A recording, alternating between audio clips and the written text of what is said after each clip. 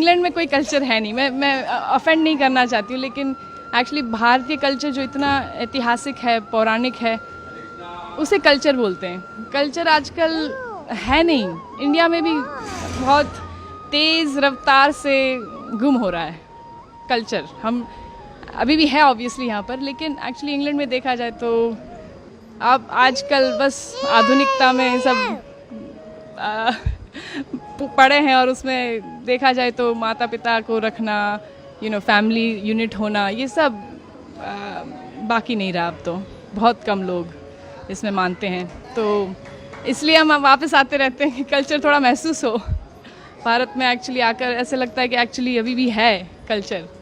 सो उसका कोई। आप इंग्लैंड में रहती हैं, ऐसा इस माटी में क्या है, ब्रज की माटी में, जो आपको बार बार खींच लाता है यहाँ पर? पता नहीं, आप बताइए क्या मैजिक है ठाकुर जी की, क्या मतलब अमेजिंग उनकी कृपा है, कुछ न कुछ तो है ही। लेकिन यहाँ पर जैसे हम अलाइव हैं, जान है।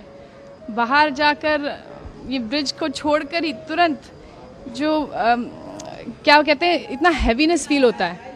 कलयुग का प्रभाव बोल सकते हैं, आधुनिकता का प्रभाव, जो नास्तिकता का प्रभाव है, वो इतना। लॉलीपॉप लेटर उसका प्रभाव बहुत हैवी है। तो इसलिए ब्रज की माटी में ये जो आस्तिकता है, जो हम तपस्या कह सकते, ये उसी के लिए आते हैं कि हमें ठाकुर जी के दर्शन हो और यही संस्कार और सनातन धर्म का महसूस हो, क्योंकि बाहर तो है नहीं। हम लेके जाते हैं जितना हो सके उतना, और ट्राई कर रहे हैं कि जारी रखें हमारे परिवार में और बांटें। वहाँ पर भी हम थोड़ा प्रचार करने में कोशिश करते हैं कि दूसरे को इंकरेज करें कि इसे ना ठुकराएं। हमारा जो एंशिएंट कल्चर है, ये वैदिक कल्चर, उसका देयर इज़ नो कंपैरिजन, उसके लिए कोई क्या कहते हैं सब्स्टिट्यूट नहीं है। हम ये वेस्टर्न कल्चर को अगर फॉलो करते रहेंगे तो बस खाली हो जाएंगे, अंदर से खाली रहेगा।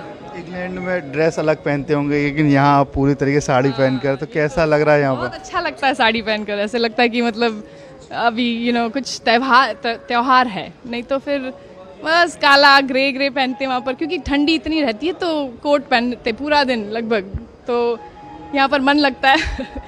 लेकिन वहाँ पर भी हम साड़ी पहनते हैं, और हमारा वैदिक कपड़े पहनते हैं, एक्चुअली साड़ी पहनते रहते हैं, और या स्कर्ट या ऐसे कुछ, जितना हो सके उतना। माथे पे आपने जो चंदन लगा रखा है, वहाँ भी लगाती हैं? ज़्यादातर लगाते रहते हैं, क्योंकि देखा जाए तो देखो, मुसलमान कभी ऐसे सोचता नहीं है कि मैं क्यों बुर्खा पहनूं, मैं क्यों ये टोपी पहनूं। सिर्फ हिंदू लोग मतलब डरते हैं, या मेरे को कई हिंदू खुद बोलते कि आप क्यों लगाती हो, बड़ा शो क्यों करती हो, क्या ज़रूरत है आपको शो करना, अपना आस्था को दिखाने की क्या ज़रूरत है। लेकिन मैं कहती हूँ कि एक्चुअली गर्व से हम दिखाते हैं। अगर कोई पुलिस ऑफिसर हो या कोई आर्मी वाला हो, तो वो गर्व से अपने सारे मेडल्स दिखाता है, क्यों, कि मैं आर्मी वाला हूँ। तो हम भगवान के हैं, ये उनका चिन्ह है, उनका मतलब हमने जो समर्पण किया है उनको, ये एक थोड़ा बस हम क्यों ना दिखाएं, गर्व से दिखाएंगे कि हम ठाकुर जी के हैं।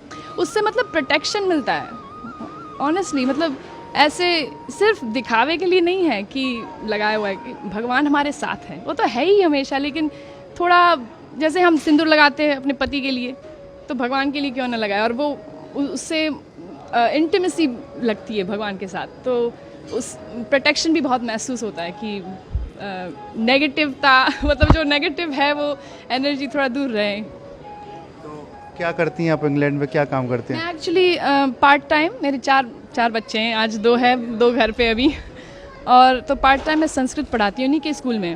वहाँ पर एक कृष्णा अवंती करके लोकल स्कूल है इंग्लैंड में, और एक्चुअली सरकारी स्कूल है, सरकार पैसे देती है, लेकिन हिंदू फेथ स्कूल है, तो मोस्टली हिंदूज जाते हैं वहाँ पर। और संस्कृत, योगा, सब वेजिटेरियन खाना, 11 एकादशी का खाना होता है वहाँ पर, तो बच्चे लोग वहीं पढ़ते हैं, और मैं वहाँ पर संस्कृत पढ़ाती हूँ उनके प्राइमरी स्कूल में पार्ट टाइम।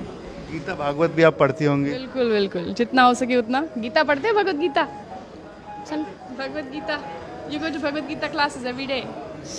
वहाँ पर जो इन लोग का ग्रुप किया हुआ है बच्चों का, और वो रोज़ भगवत गीता क्लासेस में जाता है। थोड़ा हिंदी कम समझता है तो मना कर रहा है।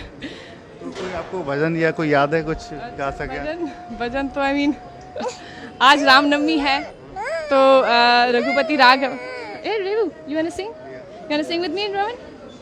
रामनवमी है, श्री राम जी को याद करें। सॉरी हाँ, you want to sing with me? Raghupati Raghav Raja Ram, पतित पावन सीताराम।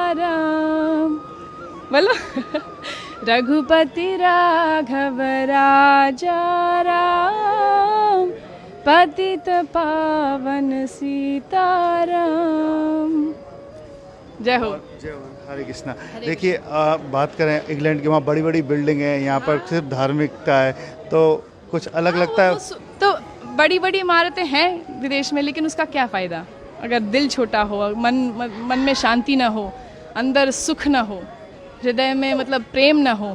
तो ये एक्चुअली ये सारी जो चीज़ें हैं, प्रेम और निर्मलता, और ये एक्चुअली सिर्फ भगवान में वो जो हम तपस्या करते हैं, दया दान, ये सब क्वालिटीज़ कल्टिवेट करते हैं, वो इसी तरह आ सकता है। ये कल्चर से, वैदिक कल्चर से ही आ सकता है एक्चुअली। देखा जाए किसी की सेवा करें, थोड़ा ह्यूमिलिटी प्रैक्टिस करें, नहीं तो फिर ये बड़ी बड़ी इमारतें फिर उससे क्या कुछ काम के नहीं है। वन सेंस काम के है, लेकिन फिर उसका इस्तेमाल दुरुपयोग होगा।